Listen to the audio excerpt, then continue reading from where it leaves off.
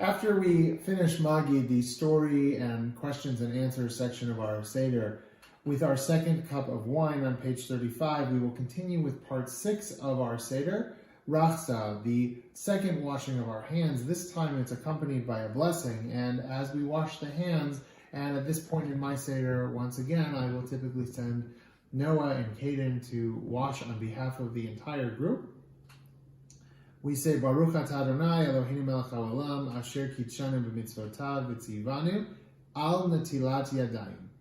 Blessed are you, Adonai, our God, ruler of the universe, who has sanctified us with your commandments and commanded us on the washing of the hands. We then can continue beginning with our eating. The question of every Passover Seder is, when do we eat?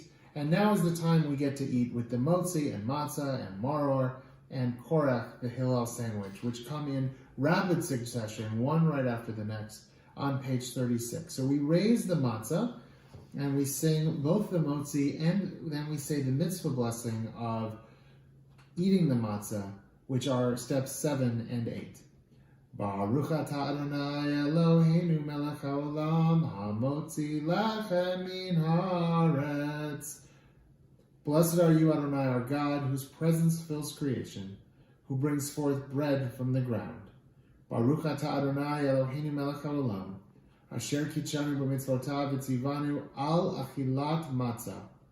Blessed are you, Adonai, our God, whose presence fills creation, who has sanctified us with your commandments and commanded us on the eating of the matzah. And for those of you who love matzah, now is the time to get excited.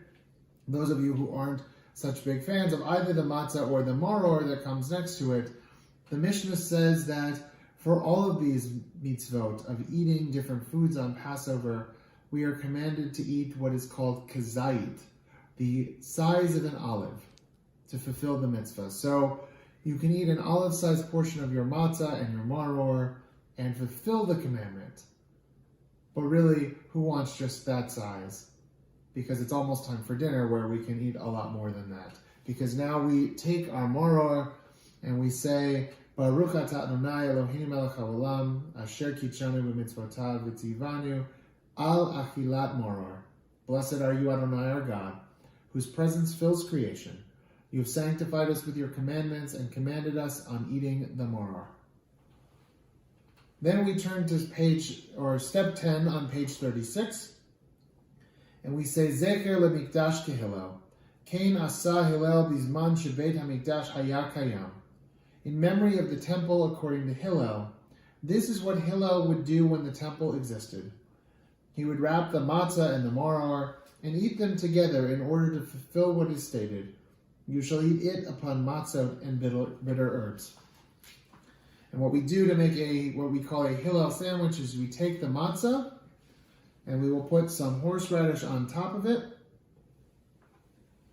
and add the charoset, the mixture of apples and nuts and cinnamon and wine if you're Ashkenazi, or dates and wine and other spices if you're Sephardi, which signifies and reminds us of the mortar that our ancestors used to create the cities for Pharaoh.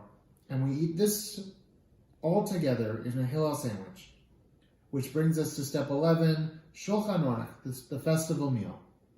And the festival meal then ends with Tzafun, step 12, the finding of the Afikomen.